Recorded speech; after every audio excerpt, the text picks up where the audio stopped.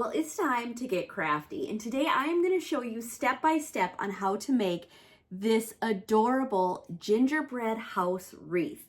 Now, most of the supplies I got from Michael's stores, but the gingerbread houses are a DIY kit that my husband Mike cuts out, and we sell them on our website. They come unfinished. You paint them any way you want to. I've shown a couple of different versions of these now, but I'm going to show you how to paint them, how to put them all together, and then how to assemble this beautiful wreath. Let's go. Here are all the things that I used to put together this adorable wreath. Most things are from Michael's stores, but all you need are some green trees, some miniatures, some paint, and you're going to be all set. Now, when you get the houses from us, they're going to come taped like this. It's just to hold all the pieces together. So you're going to take the tape off, take all of the pieces out, and then you're going to lay them out, and we're going to get started painting. Don't worry too much if you don't keep everything together. It's easy to figure out what pieces go with which houses. So I like to use the masking tape as a holder for all of the little window frames and the doors because they're small. This way you don't have to hold them with your fingers and get paint all over yourself. So lay out all the little pieces, and first I'm doing everything that I'm going to be painting white on one board, and then I'm going to paint all of the gingerbread houses the same color as well. So to start, you just want to start painting. You might want to do 2 coats here. I ended up doing 2 coats, and then I did add a little bit of a snow and glitter layer, and we're going to do that a little bit later. So take your time, just go through, paint. You don't have to be perfect here. You can be messy. And this is a great craft to get the kids to help out with because there's no need to stay inside any lines. You're painting all of these pieces individually. So we're going to get onto the gingerbread houses next. Same thing. All you're going to do is paint them one color. If you choose, you can do whatever you want here. I'm going to paint with 2 coats of this nutmeg brown color. Whatever color, again, you want to use. But to do the gingerbread, I really liked this shade of brown. So I'm going to add 1 coat to each house, let it dry, and it actually dries really fast because of the wood that we use. It soaks in, dries quickly, and by the time you're done with the first coat, you should be able to start the second coat.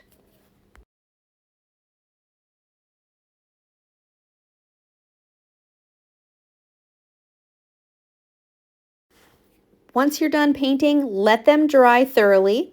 And now we're going to start gluing all the pieces together. Now I use this DAP clear super glue because it dries clear and you don't need a lot. It does dry quickly though, so you have to work fast. It helps to have a pair of tweezers handy too. That way if, these pieces are small, so if your fingers are getting in the way of things, you can use the tweezers to help you move things to make sure your window frames and your doors are all lined up straight. But these are really easy to glue and piece together. You don't need anything but the glue, and just line things up on the fronts of all the houses so you will place the roof, the chimneys, the window frames, and the doors.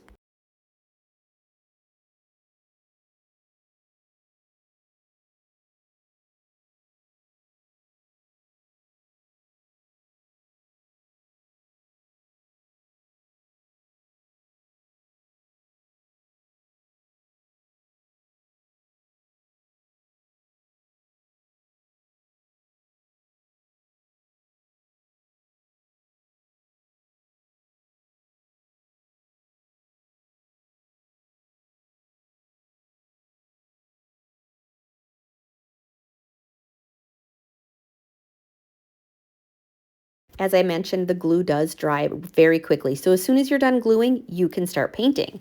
So now we're going to add just a layer of white paint. You might want to mix it with a little bit of baking soda to make it a little bit thicker and chalky to look more like frosting.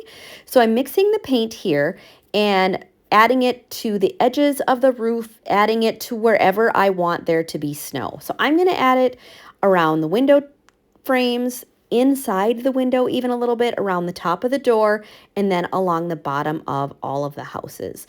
So I do one house at a time, obviously, but before the paint dries. So I get all the paint on there just wherever I want. There is no real rhyme or reason here. Use a small paintbrush. That way you don't get excess paint where you don't want it. And they're nice clumps here. They're just, nothing is really smooth. You want it to look more like freshly fallen snow. You don't need it to be super smooth.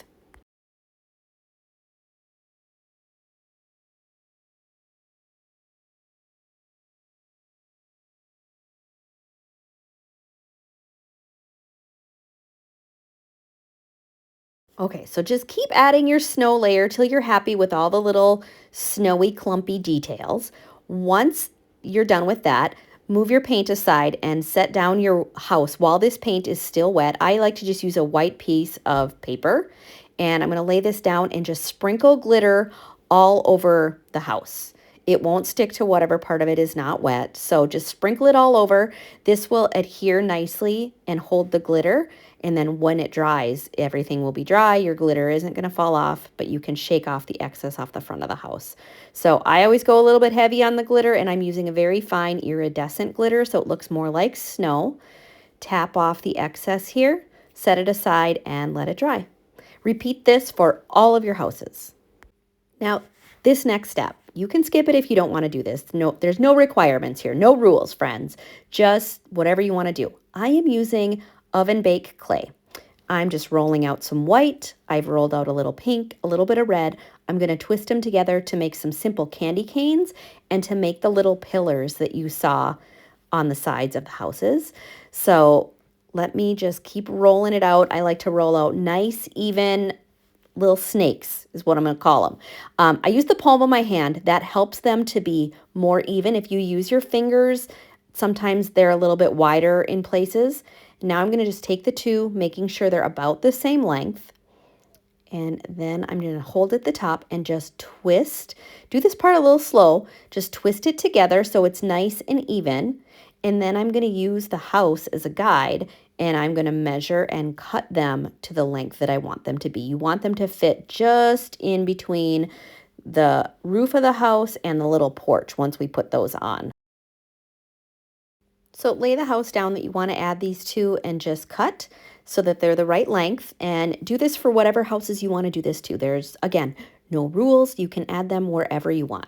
And because this is oven baked clay, we're going to put them in the oven for the time that it tells you on the packaging until they're nice and dry. Now we're going to attach the bases. So the back of the gingerbread house that you glued the front to snaps right into those bases. Go ahead and place all of the houses inside the bases. Next, we're going to lay out our wreath. Now, this is where you need to decide your placement of each of the houses. So I find the top of my wreath and I start so that all the houses are facing the right direction, and I'm just laying them out one by one to decide which ones I want where. And don't worry too much about the branches and the things on the wreath. You can adjust all of this as you go along. Now I'm using wire, and I am carefully attaching them right at the base of the house, and I'm twisting the wire onto the back. When I've attached all of the houses, then I will flip it over and show you how to do that in a minute. But go ahead, tighten them, not super tight at this point, but you want to make sure that they're not going to fall off. We're going to flip this over. We're going to tighten up the wire, twist it a little bit more, and then trim off the excess. And I use a pliers to do this, and I just turn the pokey ends of the wire in towards the wreath so that they're not going to poke anybody. So continue doing this for all of the houses to make sure that they are nice and secure.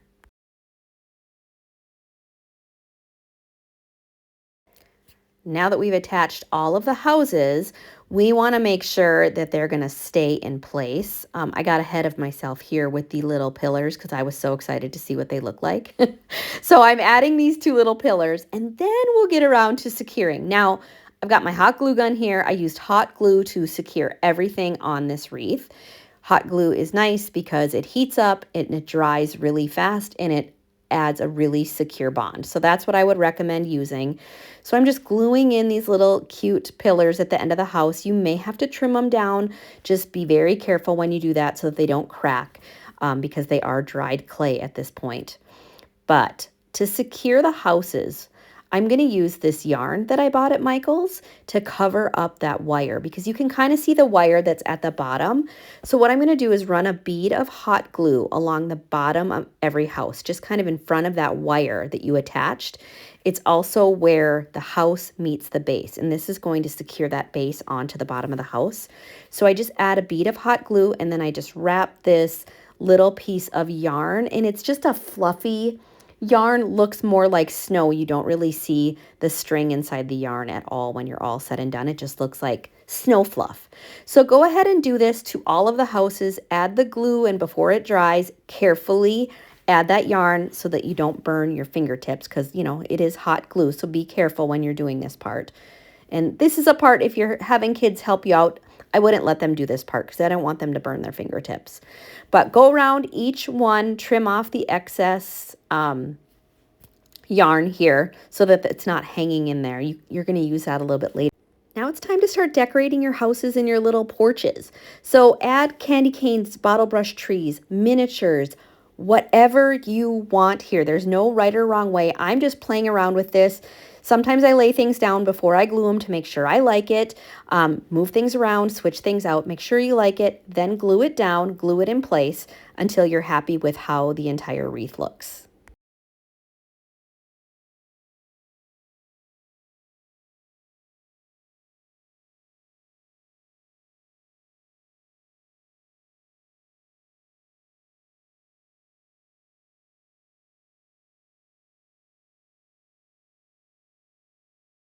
When I found these miniature gingerbread people at Michael's, I knew I needed them for this wreath. My ideas just kept exploding while I was there, and I found so many great things that I could easily just add. So I'm just going to glue these down as well and just keep basically building this as I'm going.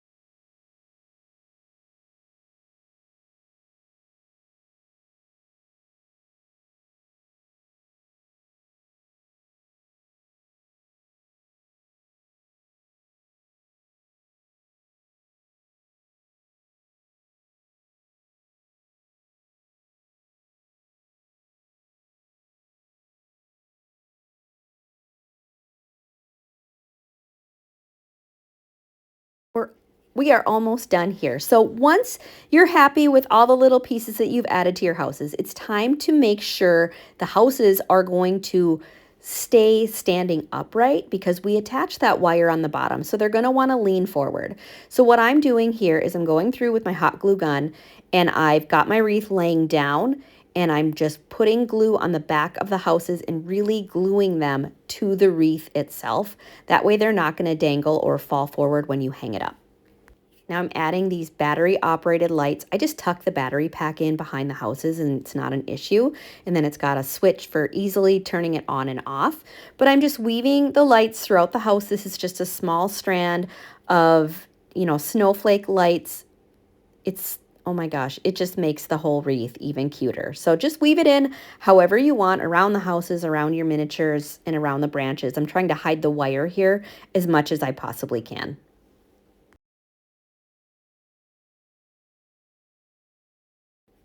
That's all there is to it. So you guys, it's time to quit finessing with this thing and let's take a look at how it came together.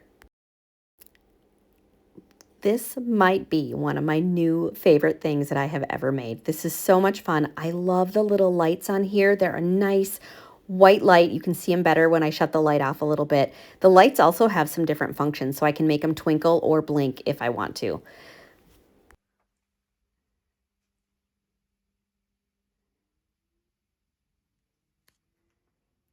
Well, I hope you had fun making this. I have to show you these lights. So I just hide the little battery pack. But the lights have different settings and they will blink and flash and twinkle, do all kinds of different things. So they're really fun. So I hope you enjoyed making this with me today. I loved having you. I would love it if when you make your wreath, you would tag me so I get to see the ones you make as well. I love to see everybody's creativity. But be sure to subscribe to my channel here so you don't miss out on any of the fun things that we make together.